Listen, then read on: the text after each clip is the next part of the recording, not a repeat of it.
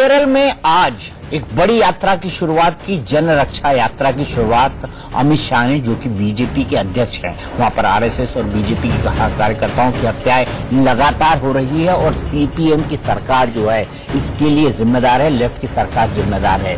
और इसी मिशन की शुरुआत भारतीय जनता पार्टी के अध्यक्ष अमित शाह ने की। पार्टी अध्यक्ष अमित शाह आज से 3 दिनों के केरल दौरे पर हैं। इसी दौरान उन्होंने आज कन्नूर के मशहूर राजराजेश्वर मंदिर के अंदर पूजा की और इस मंदिर पर पूजा के बाद उन्होंने एक रैली की और जन रक्षा यात्रा की शुरुआत की। इसके बाद उन्होंने हमारे संवाददाता यतेंद्र शर्मा से बात की। आइए देखते हैं उन्होंने यतेंद्र शर्मा से इस खास बातचीत में क्या कहा।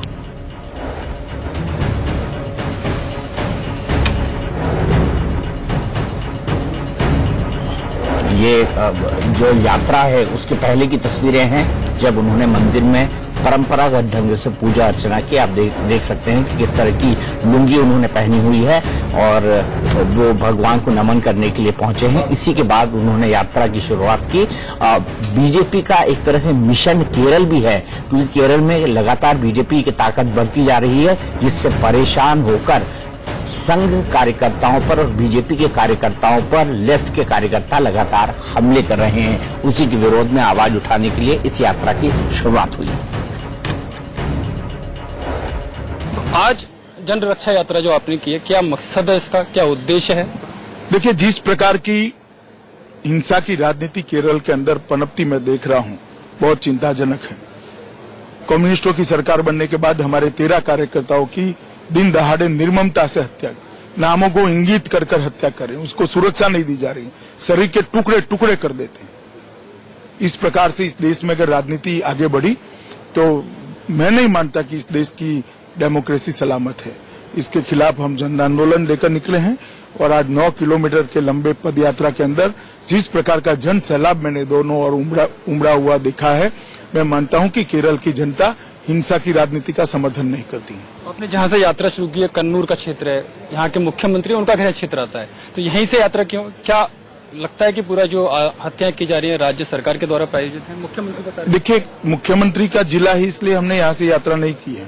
सबसे ज्यादा हत्याएं यहाँ पर हुई, इसलिए हमने यहाँ से यात्रा चालू की है, क्योंकि सबसे ज्यादा ढाढ़स बंधाने की जरूरत यहाँ की जनता को है और मुख्यमंत्री जी ने रिस्पॉन्सिबिलिटी लेनी चाहिए कि उनके जिले में सबसे ज्यादा हत्याएं होती हैं। उनकी शह पर हो रही है हत्या?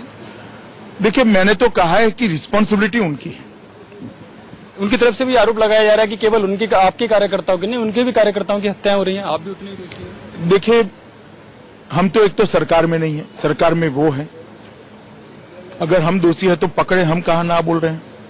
और दूसरी बात, केरल में जब जब कम्युनिस्टों की सरकार आई, आप आंकड़े उठाकर देख लो, जब जब कम्युनिस्टों की सरकार आई है, हिंसा की राजनीति बढ़ी है, हत्याएं बढ़ी है। इसका अर्थ है कि कम्युनिस्ट का सरकार में आना और हिंसा होना, दोनों के बीच में एक अच्छा रिलेशन है। जितनी भी हत्या हुई उनको लेकर अभी दत्तात्रेय होसबले ने भी मांग की है कि राष्ट्रपति शासन लगा देना चाहिए। बीजेपी कितना इत्तेफाक रखती है इससे? देखिए, मैंने आज कहा है कि हम जनता के बीच में जाएंगे, जनता की भावनाओं को जागरूक करेंगे और डेमोक्रेटिक तरीके से इस सरकार को मजबूर करेंगे कि हिंसा बंद कर दे। तो मैं आपको बता दूं कि एनसीआरबी के आंकड़े क्या कहते हैं। एनसीआरबी के आंकड़े कहते हैं कि जितने भी पॉलिटिकल मर्डर हुए हैं उसमें से 36% 2000 से 2015 के बीच कन्नूर में हुए हैं और जब लेफ्ट की सरकारें आई हैं तब यहां पर 50% तक मामले हुए हैं। इसीलिए बीजेपी ने कन्नूर से अपनी यात्रा की शुरुआत की है। नलिन कोहली जी भारतीय जनता पार्टी के राष्ट्रीय प्रवक्ता मेरे साथ हैं और साथ ही साथ मेरे साथ हमीर हसन जैदी साहब हैं, जो कि लीडर हैं सीपीआई के, लेफ्ट के प्रवक्ता हैं, ये कहा जाए तो गलत नहीं होगा। जैदी साहब, पहला सवाल आपसे, क्योंकि अमित शाह जी को हम सुन चुके हैं। अमित शाह जी ने आरोप लगाया है कि जब से लेफ्ट की सरकारें आई हैं तब हिंसा बढ़ी है और ये एनसीआरबी के आंकड़े कहते हैं, मैं नहीं कहता। आपका इस पर क्या कहना है जैदी साहब? क्या लेफ्ट की सरकारें राजनीतिक हत्याएं करवाती हैं? क्योंकि बंगाल भी इसके लिए फेमस है।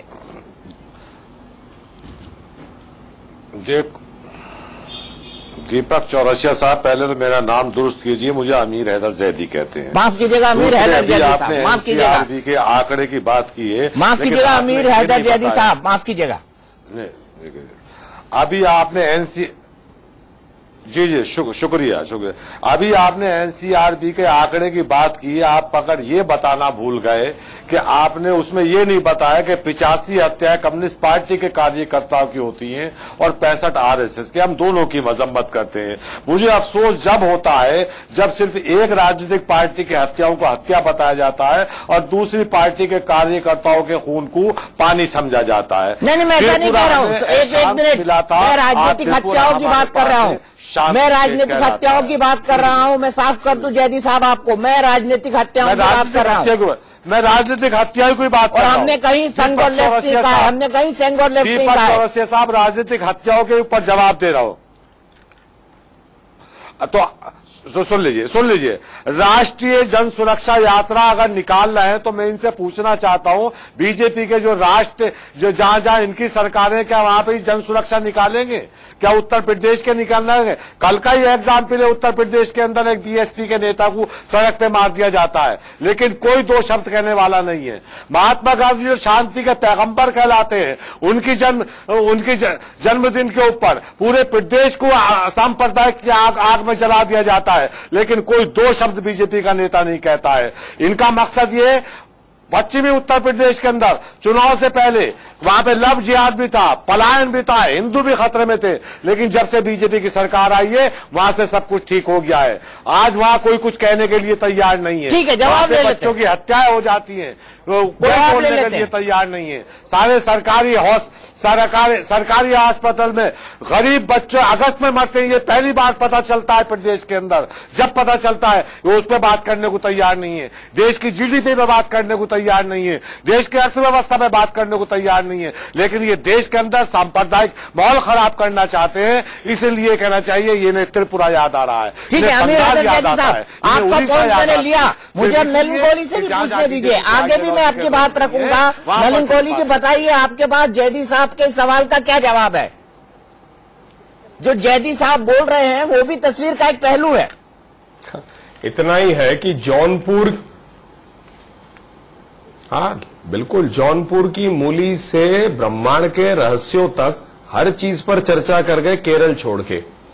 केरल में ये तस्वीरें जो है मेरी नहीं है, ये उन कार्यकर्ताओं की है जिन्हें बेरहमी से मारा गया, जो बर्बाद कर दिए उनके परिवारों को। और ये आंकड़े आपने सुनाए अभी, क्या खून जो है इन लोगों का जो बहता है वो एक हिंदुस्तानी का खून नहीं है। आपने कानूनी व्यवस्था आपके राज्य में आपकी सरकार के हाथ में है। मुख्यमंत्री के कन्नूर जिले में सबसे ज्यादा गढ़ बन चुका है वो राजनीतिक हत्याओं का। 120 लोग मारे गए, आप 84 बोल रहे हैं। ऋतुव्रता जी अभी लेफ्ट फ्रंट को छोड़ के बाहर निकले, बोले मैं घबराता हूं अपने घर में पहुंचूं और मेरे साथ क्या होगा कलकत्ता में। ये तो अपनों को भी मार देते हैं यदि उनको लगता है कि हमारे विचारधारा के विरुद्ध जा रहे हैं। आतंक का माहौल है वहां। उत्तर प्रदेश के जितने कारण होने का सब पर डिबेट्स हो गए। आज केरल पे हो रही है तो जौनपुर की मूली तक पहुंच जाएंगे, लेकिन केरल पे बात नहीं करेंगे। देखिए इन तस्वीरों को आप। बेसिकली क्या है कि जहां जहां वामपंथी दल रही है वहां हिंसा हमेशा रहा है। ये उसे एक बड़ा रोमांटिक नाम देते हैं, नक्सलिज्म। है तो टेररिज्म ही कि आप गोली उठाइए, बंदूक उठाइए और लोगों को मारिए। यहां तो ये तलवारें उठाकर लोगों को मार देते हैं। एक व्यक्ति को क्या उन्होंने अरेस्ट किया है, कोई काम करके दिखाया है? अरे अगर आप कहते हैं आपके लोग मारे जा रहे तो पकड़िए ना कातिलों को। किस कातिल को छोड़ने के लिए हमने कहा है, लेकिन कातिल को पकड़िए और बंद करिए ये हिंसा का कार्य। लोकतंत्र में आप अपनी बात रखेंगे, हम रखेंगे, जनता तय करेगी। हमारे कहने या ना कहने से जनता मन अपने आप बनाती है, लेकिन राजनीतिक प्रतिद्वंदियों को बिल्कुल खत्म कर देना, उनका मर्डर कर देना, खून कर देना और उसके बाद बड़ी बड़ी बातें करना, ये शोभा नहीं देती किसी भी विचारधारा को। ठीक है, जैदी साहब जवाब दीजिए। समझना पड़ेगा लोकतंत्र। जैदी साहब जवाब दीजिए। तो वो जो तस्वीरें दिखा रहे हैं वो बीजेपी और संघ के कार्यकर्ताओं की है, और वाकई आपने जौनपुर की मूली की बात कर ली, यूपी के हालात की बात कर लिए, लेकिन कन्नूर में जो हत्याएं हुई हैं उस पर आप खामोश है। आप बताइए कि क्यों लेफ्ट की सरकारें जहां पर रही हैं वहां पर राजनीतिक हत्या एक परंपरा रही है।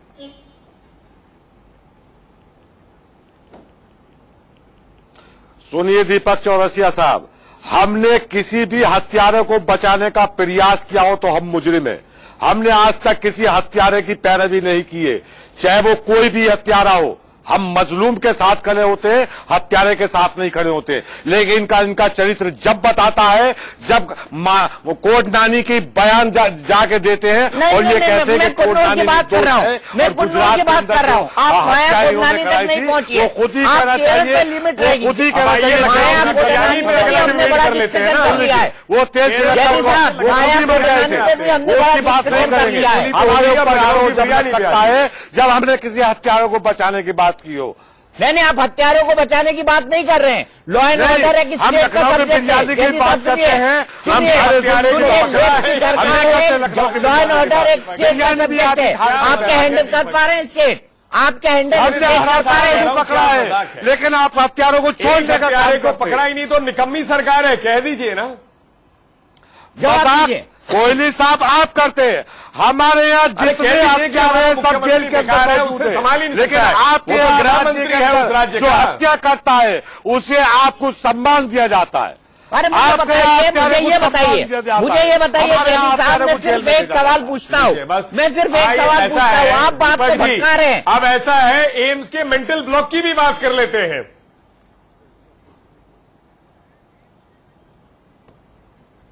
मतलब कुछ भी बात कर लीजिए, केरल में जो हो रहा है उस पे ना करे। अरे बताइए ना, इसका खूनी किसको पकड़ा है आपने?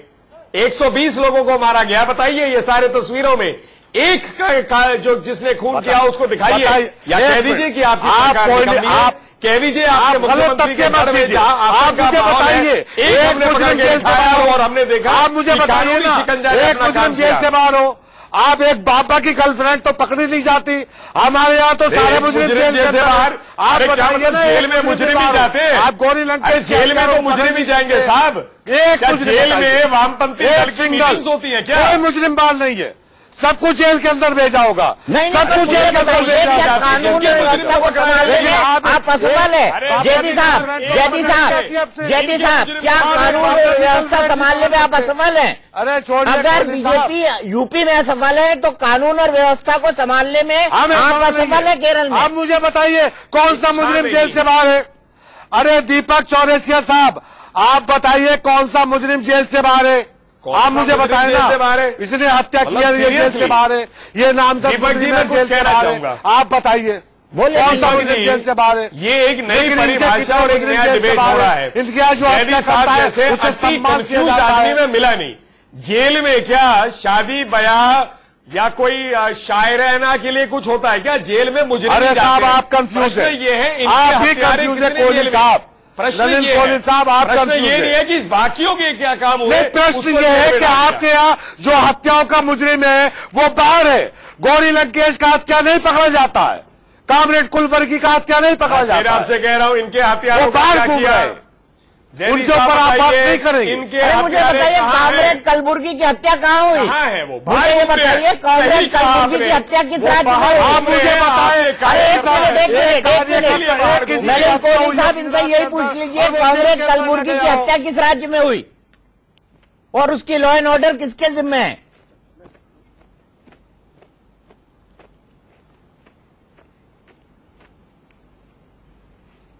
अरे दीपक जी, इनको एक भेज दीजिए संविधान का एक कॉपी, उनको फिर समझ आएगा। कानूनी व्यवस्था जो है राज्य के दायरे में आता है।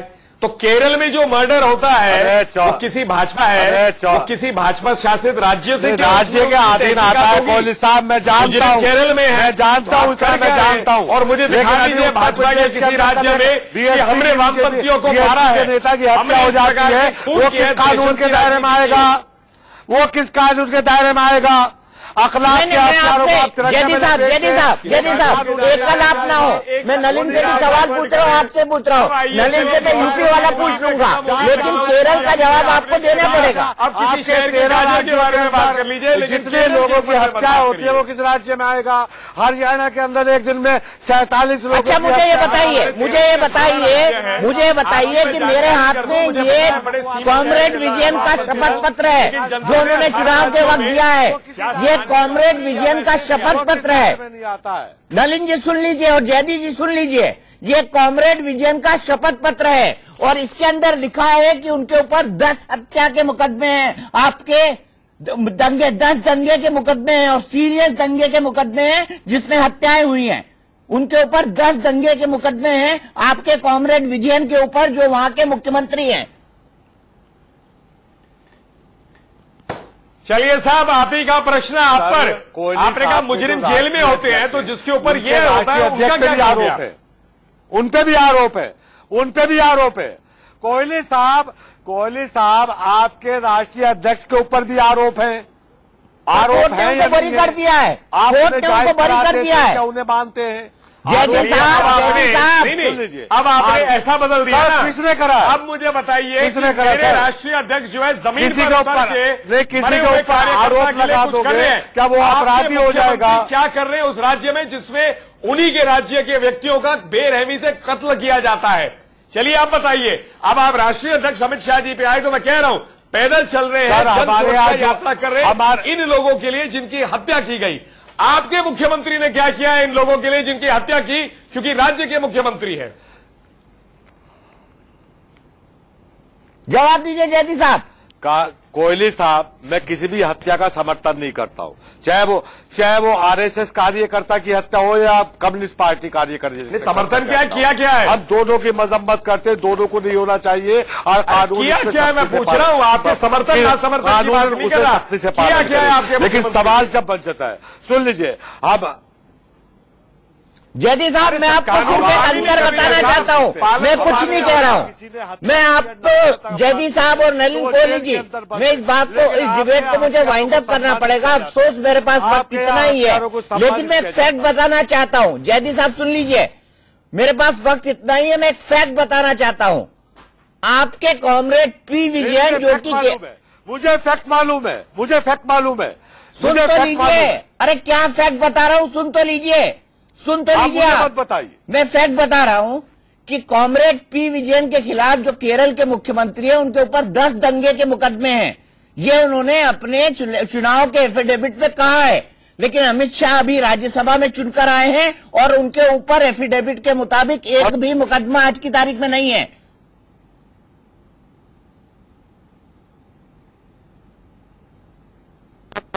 आप बताइए साहब, जाते जाते लाल सलाम का मतलब ये नहीं है कि हम अपने राज्य में लाल कर देंगे लोगों के खून के साथ।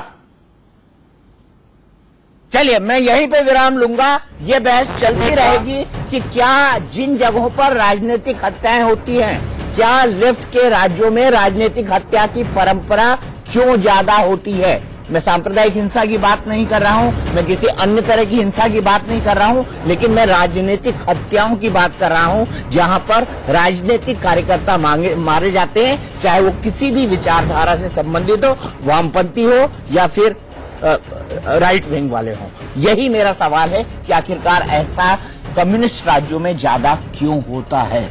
हमारी इस खास पेशकश बड़ी बहस में आज के लिए इतना ही।